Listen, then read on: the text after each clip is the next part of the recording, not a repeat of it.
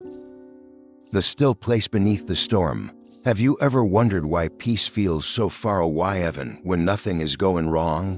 Why your chest tightens at a small comment? Or your mind spirals over something that never even happened? You smile, you cope, you carry on, but deep down, something aches. A quiet restlessness, a weight without a name. Maybe you've learned to measure your worth by what others see. Maybe you've been told that strength means pushing through, staying busy, staying in control. But no one taught you how to sit with your own silence. No one showed you that the control you cling to is often the very thing that's keeping you trapped. You see, what unsettles you isn't life itself. It's the lens you've been looking through, inherited beliefs, old wounds, and unconscious patterns replaying like a loop in the background. Like shadows cast on a wall, they seem real until you turn and face the light. You are not the storm. You are not the waves. You are the still place beneath them.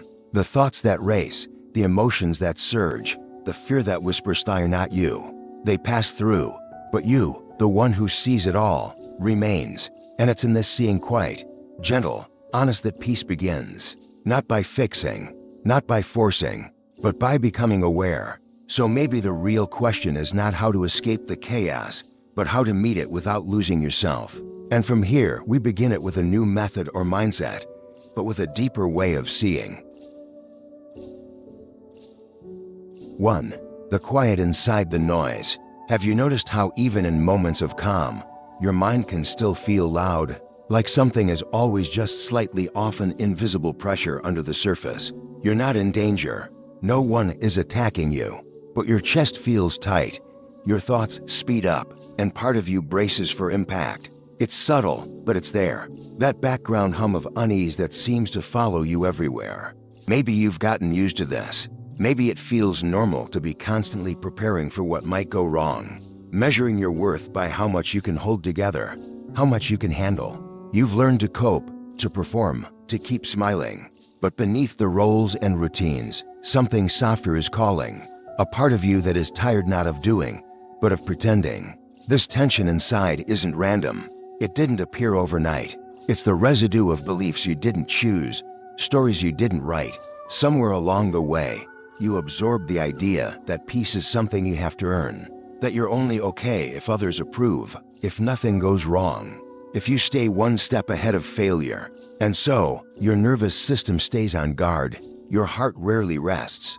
Not because you're broken, but because you've been conditioned to survive, not to be still. But what if that's not the truth? What if your peace has never been missing, only buried? Like a clear sky hidden by clouds, it's always there, waiting for the storm to pass. You don't need to fix the weather. You just need to stop identifying with the rain. You are not the fear that rises in you. You are not the anxious thoughts racing through your head. You are the space in which they rise, the one who notices, the quiet observer behind it all. Like watching leaves float down a river, you can see the thoughts without becoming them. You can let them move without trying to control their direction. There is no peace in resistance. The more you fight your feelings, the more tightly they cling. But if you stop running, even for a moment, if you sit down with your discomfort, if you let it, Bret Haight softens. Not because it disappears, but because you stop feeding it with fear. This is not about changing your life. It's about changing how you see. About choosing to look through a different lens, not the one shaped by old wounds and cultural noise, but the one that sees clearly, quietly. A lens rooted in presence, in truth, in something deeper than reaction. The shift begins not with doing, but with seeing, gently, honestly, without judgment. Like standing in a forest and letting the silence speak. Like realizing you've been locked in a cage whose door was never closed. And maybe, just maybe, you were never meant to fight the storm, only to remember you were never the storm to begin with. But peace isn't just about where you look, it's also about how you see. 2. The lens you didn't know you were wearing. Have you ever wondered why two people can go through the same experience and yet walk away with completely different emotions? One is broken, the other unshaken. One spirals, the other breathes. Maybe you've noticed this in yourself too. A simple comment ruins your whole day, while someone else shrugs it off without a second thought. It feels personal. It feels real. But what if it isn't the event that causes the pain? What if it's the way you've been taught to see? You carry a lens shaped not by truth, but by years of conditioning. Childhood moments when love felt conditional. Memories where failure meant shame. Expectations soaked in shoulds from family, school, culture. Over time, those impressions harden into beliefs that you must prove yourself to be enough. That life must go a certain way for you to feel safe. That disappointment means something is wrong with you. And so, you don't just see the world, you filter it. Through fear, through memory, through a story that may no longer serve you. This is why even small things can feel overwhelming. You're not just reacting to what's happening now. You're reacting to everything that happened before, all at once. A single moment touches 1,000 threads. And if you're not aware of the lens, you'll keep mistaking the view for reality. But here's the quiet truth. You are not the lens. You are the one looking through it. You are not the storm, you are the sky it passes through. The moment you recognize this, space opens. Space to pause, to question, to notice the old narrative before it takes over again. There's nothing wrong with having emotion, with reacting, with feeling deeply. The trouble begins when you believe the voice in your head without question. The one that whispers, see, it's happening again, or you're not good enough, or this always ends badly. That voice isn't wise, it's patterned. It's a shadow echoing an old wound. Instead of trying to silence it, what if you just watched? What if you sat beside your thoughts the way you'd sit beside a rushing river, not jumping in, not trying to stop the current, just watching it flow? Awareness doesn't resist. It allows, and in that allowance, something shifts. You don't need a better life to feel peace. You need a clearer view, a gentler way of seeing. When you stop demanding that life change and start seeing how your mind shapes what life feels like, the grip loosens, the pressure lifts, and so the work is not about fixing yourself. It's about remembering who you are beneath the noise, returning to the calm observer, the one who watches, who breathes, who chooses. Not the character trapped in the drama, but the awareness behind the curtain, holding the light. And once you realize how perception shapes experience, you begin to question who's really behind the lens. 3. The voice behind the noise. Have you ever caught yourself reacting in a way that felt automatic, too fast to control, too familiar to ignore? A sudden burst of anger, a wave of anxiety, a wall of defensiveness that rises before you even understand why. You might apologize afterward or tell yourself you'll do better next time.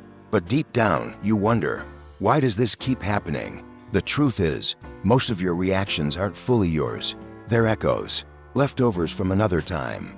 You think you're responding to the present, but often, it's a past version of you reacting, a younger self trying to feel safe, trying to protect something that was once hurt and never healed. These moments aren't weakness, they're memory.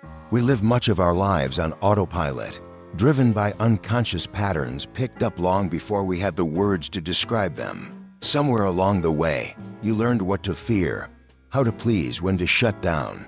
Not because you were wrong, but because you were adapting. You learned to survive, not to be whole. And even now, long after the moment has passed, those patterns still play out, like a song stuck on repeat, long after the dance has ended. But you are not the pattern. You are not the reaction. You are not the voice that says, this always happens, or you'll never change. That voice is a shadow. It belongs to a wound, not to your truth. There's a difference between feeling something and becoming it. Anger is a wave. It rises, peaks, and falls. But if you cling to it, it turns into a storm. Sadness, too, wants to move, not stay. The problem is not the emotion. It's your identification with it. You forget you are the space it moves through. You are the awareness, the stillness beneath the noise, the observer behind the thought. That quiet noticing, that subtle distance that is you. And when you remember that, the entire relationship to your inner world begins to shift. So what do you do with these reactions? You don't fight them. You don't fix them. You watch them. You say, ah, here it is again, and you breathe. You let the wave rise without grabbing it. You let the story speak without writing it into your identity. Like sitting in a forest and watching the wind stir the trees, you feel the movement. But you are not the movement. This is how transformation begins. Not in the heat of doing, but in the coolness of seeing. A quiet revolution of the inner world. Not because you forced yourself to be different, but because you finally stopped believing that every passing storm was who you are. That's where detachment begins, not with distance, but with clarity. 4. The freedom of letting go. Have you ever noticed how tightly you hold on sometimes without even realizing it? Not just to people or outcomes, but to ideas, expectations, identities. The image of who you think you should be. The version of life you expected to live. The quiet wish that things, or others, would finally change. There's a constant tension beneath it all. A subtle clenching in the mind. As if peace is something just one more fix away. But holding on doesn't bring peace. It brings control. And control, for many of us, is just a safer name for fear. The fear that if we stop managing everything, it will all fall apart. That if we loosen our grip, we'll be left behind, unseen, unloved. So we keep reaching, resisting, trying to shape life to our will. We confuse control with power when in truth, it's often just another form of self-protection. You've been taught, quietly and persistently, that to be safe you must stay in charge. That vulnerability is dangerous. That surrender is weakness. That success means never letting go. But what if the opposite is true? What if real strength begins the moment you stop resisting what already is? The truth is, reality doesn't ask your permission. People come and go. Plans unravel. Emotions rise and fall. Life will never follow your script. And the more you argue with this, the more you suffer. Like trying to hold back the tide with your hands. It exhausts you. Not because life is cruel, but because resistance is heavy. Imagine your mind as a sky. Thoughts, emotions, desires, they come and go like clouds. Some stormy, some soft, some staying longer than you wish. But the sky does not hold them. It allows. It watches. It never loses itself in the weather. That sky is you. Spacious, open, untouched. The moment you stop clinging to every passing cloud, you remember the vastness that holds it all. Letting go doesn't mean giving up. It doesn't mean apathy or passivity. It means no longer making your peace conditional. It means allowing things to be as they are, while choosing to stay anchored in yourself. Not in reaction, but in awareness. Not in expectation, but in presence. When you let go, not of effort, but of the need to control, something shifts. You begin to move with life, not against it. You stop fighting the current and start floating in the river that was always carrying you. This is not surrender to fate, it's a return to truth. The truth that peace has never been found in force, but in flow. So the question is no longer, how can I make life work for me? But, how can I meet life without needing to change it first? In that shift, you reclaim the quiet power that was never outside you. It was waiting, just beneath the grip. And in that space of still awareness, even pain can become a teacher. 5. The alchemy of struggle. Why do some people emerge from pain with deeper presence, while others seem to shrink beneath its weight? Maybe you've asked yourself this quietly after a heartbreak, a failure, a season of exhaustion.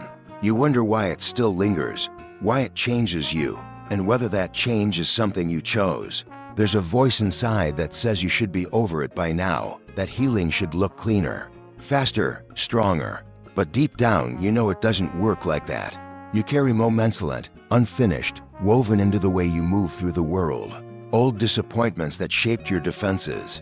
Words you heard in childhood that still echo. Moments where you made yourself smaller just to be accepted.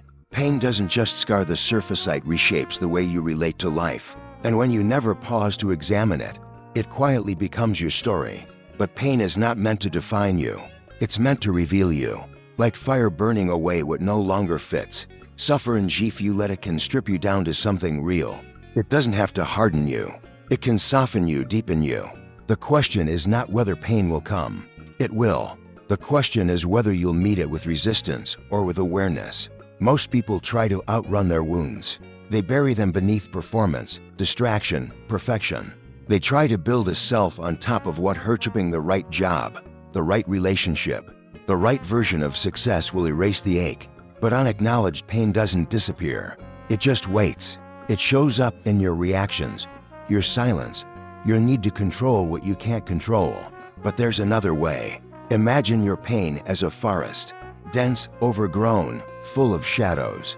You don't need to burn it down. You need to walk through it, slowly, gently, with curiosity. You don't conquer it, you listen to it. Because buried in that forest are parts of you you've forgotten. And when you stop resisting, you begin to reclaim them. You are not your past. You are not your wound. You are the light that sees it. You are the one who survived, and the one who chooses, now, not to carry it the same way. Real transformation doesn't come from pushing through. It comes from pausing, from noticing the inner landscape, from meeting yourself where you are, without the mask, like stepping out of a burning house, and realizing the fire was never meant to destroy you, it was meant to wake you up. So instead of asking, "How do I fix this?" you begin to ask, "What is this showing me?"